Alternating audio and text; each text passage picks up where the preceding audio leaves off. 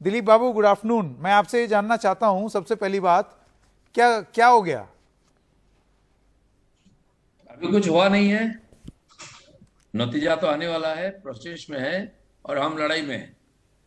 नहीं नहीं, आप लड़ाई में तो हैं, लेकिन ये तो ऐसे लग रहा है जैसे कि नतीजों का पीकेकरण होता जा रहा है, क्योंकि उन्होंने बोला था कि आप 2 डिजिट से ज्यादा ऊपर नहीं जा पाएंगे। तो वो बात तो अब कुछ 2 डिजिट टाइप ही हो गई पश्चिम बंगाल में। नहीं, जब खुला था उस समय हम बहुत आगे थे, थोड़े पीछे आए। बहुत सारे सीट में थोड़े थोड़े वोट से आगे पीछे हो रहे हैं, मार्जिनल। हाँ। और अभी भी 20%, 25% वोट का काउंटिंग हुआ है, बाकी है। इसीलिए जो ट्रेंड सुबह एक बार शुरू हुआ उसमें बदलाव आया, फिर एक बार बदलाव आ सकता है।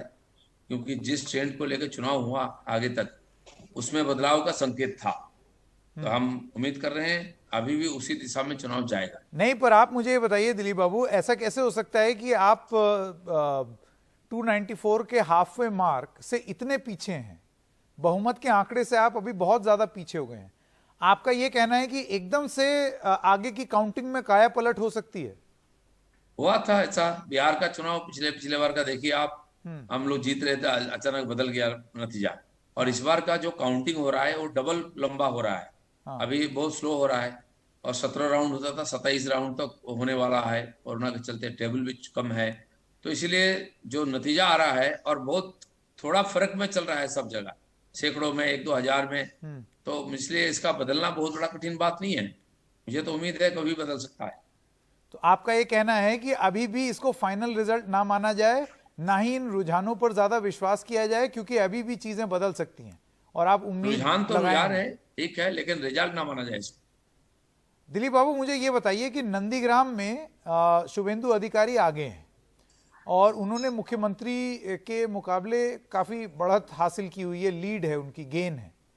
ये गेन धीरे धीरे कम हो रहा है, पहले 7,000 8,000 का गैप था, अब 3,000 का गैप हो गया है।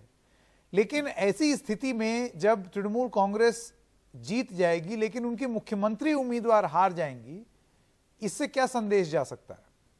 नहीं, इसमें एक मजेदार बात है। जिनके नाम पर, जिनके चेहरे पर, इमेज पर चुनाव लड़ा गया, वो खुद हार रही। तो पूरा चुनाव उल्टा तरफ कैसे चल सकता है? ममता बनर्जी ऐसा फिगर है, प्रदेश में कहीं जगह जीत सकती है, इतनी पॉपुलर है। कई चुनाव के इसमें आया सर्वे में कि 51% उनके लोग चाहते हैं चीफ मिनिस्टर, लेकिन वो एमएलए नहीं बन सकती है। ये तो कॉन्ट्रडिक्टरी है। और उन्होंने खुद भी घोषणा की थी 294 सीट से मैं जीत रहा हूं, लेकिन ये अपने सीट ही हार रही हैं। इसीलिए मैं कह रहा हूँ चुनाव का जो ट्रेंड है इस बार का, ममता जी का खिलाफ है। इसलिए अभी भी पलट हो सकती है। पर घोष बाबू, दूसरा, ये बताइए कि अगर वो, नंदीग्राम हमेशा शुभेंदु बाबू का रहा है, इसके पहले कई बार उन्होंने जीता है। इसलिए इस बार भी लोग उनके साथ ही देंगे। नहीं घोष बाबू, मैं सवाल ये पूछ रहा हूं कि अगर उनकी पार्टी विधानसभा जीत जाती है लेकिन उनकी मुखिया, उनकी जो चीफ हैं, वो अगर नंदीग्राम से हार जाती हैं, तो आप उनसे क्या उम्मीद करेंगे? नहीं, उम्मीद क्या करना है? मेरा एक प्रश्न है, जिनके नाम पर चुनाव हो रही है वो खुद हार गए और पार्टी जीत जाए, तो मुझे नहीं मानता हूँ कि उनका व्यक्तिगत इमेज इतना अच्छा है अभी। और उनका इमेज ही नहीं है तो पार्टी फिर क्या है?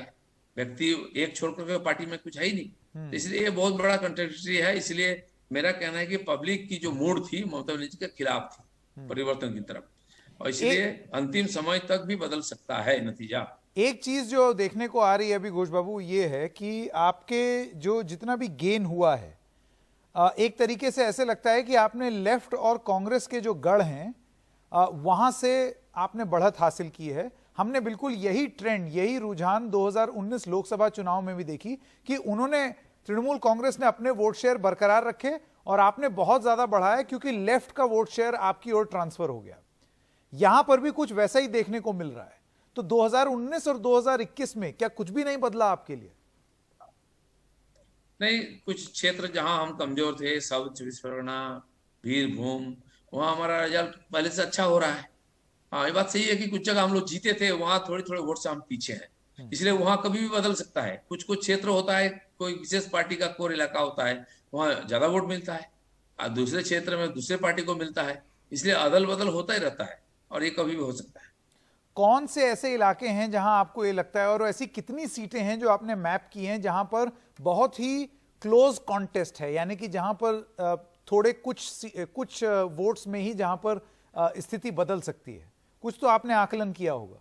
नहीं नहीं, बहुत सीट ऐसे मुझे लगता है 50 की करीब सीट होगी, वो बहुत थोड़ी वोट से मार्जिन से आगे पीछे हो रहा है। और 2-3 राउंड में वो बदल भी सकता है।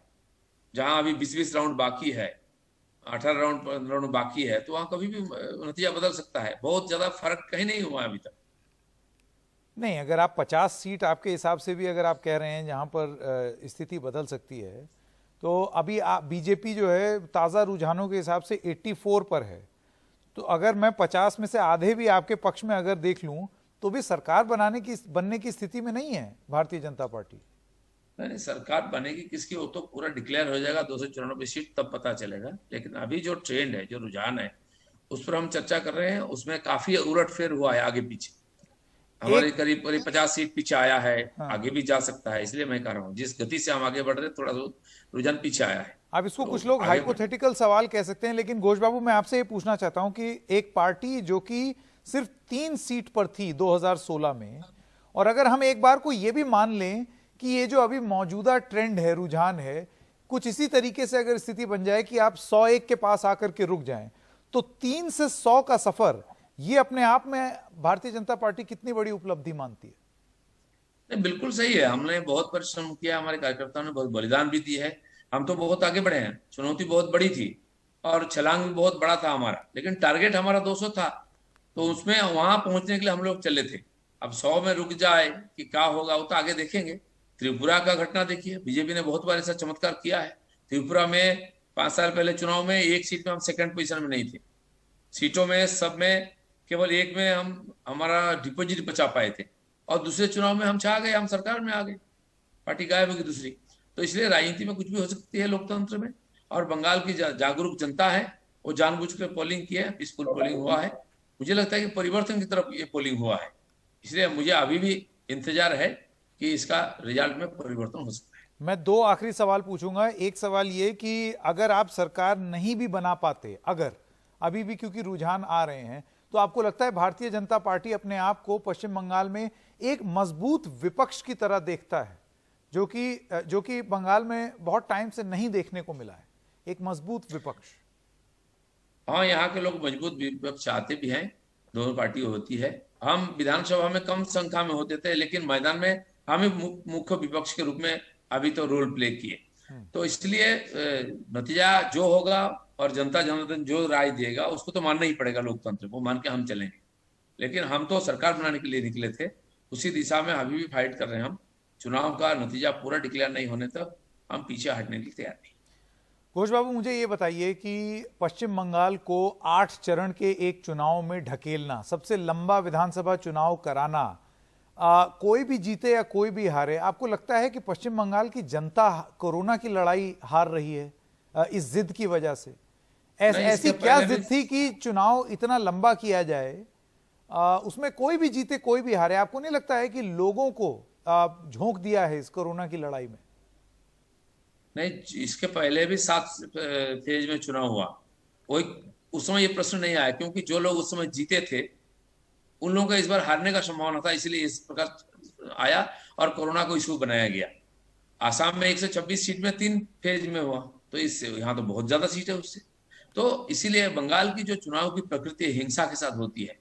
सफिशिएंट सेंट्रल फोर्स नहीं होने से चुनाव को संभालना मुश्किल है। और 8 फेज में हुआ, इसलिए पीसफुल चुनाव हुआ। पिछले नहीं 50 दिलीप साल बाबू, में आंकड़े कभी नहीं हैं हुआ। जो कि ये दिखाते हैं कि 8 चरण में होने की वजह से कैसे लगातार मामले चरण दर चरण बढ़ते चले गए।